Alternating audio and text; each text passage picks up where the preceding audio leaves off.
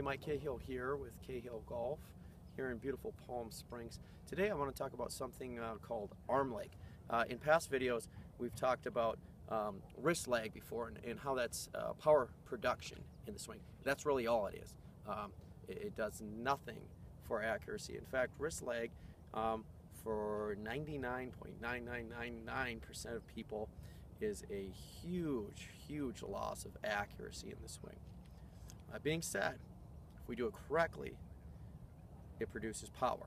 Okay, and so what we've talked about before is wrist lag is, say, if I go back in my swing and then on my way down, I'm creating this cock and holding this wrist cock and holding that leg. Okay, so one thing I do want to mention before we get into the arm leg is that if we're here at address, we just have our arms in a real nice position, at our nice address position, bent. When I go back into the swing, all the wrist can bend is just about that much right here. So if you can see that wrist does not bend very much. What I see a lot of times when people try to do wrist lag is they start bending this, and that feels like a lot of wrist lag. But really, all we're doing is, as you can see, when I do that, opening up that face a ridiculous amount. Okay, so we're opening up that face, and then we have to time a closed face. It's absurd, absolutely absurd, to try to swing this way and swing accurately. Now, if you're doing a long drive contest and you got to get 1 out of 5 in a 100-yard area, wonderful. Let's do as much wrist lag as we can. But for anybody that's actually on the golf course playing golf, wrist lag is a huge negative. Okay, so now let's talk about something that's a power production unit that is both accurate and will produce equally as much power as the wrist lag, and that's going to be shoulder lag, and it's actually easier for most people to do and to grasp this idea than doing wrist lag.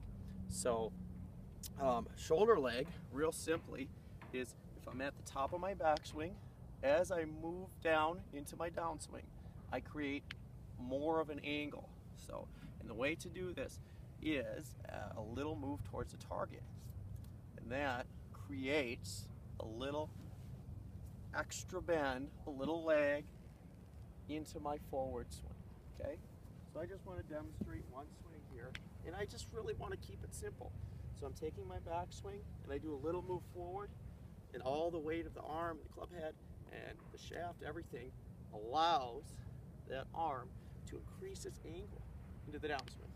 So real simply here, I'm at the top of my backswing, I do a move forward towards the target. As long as I allow that to happen, I'm going to create that arm leg.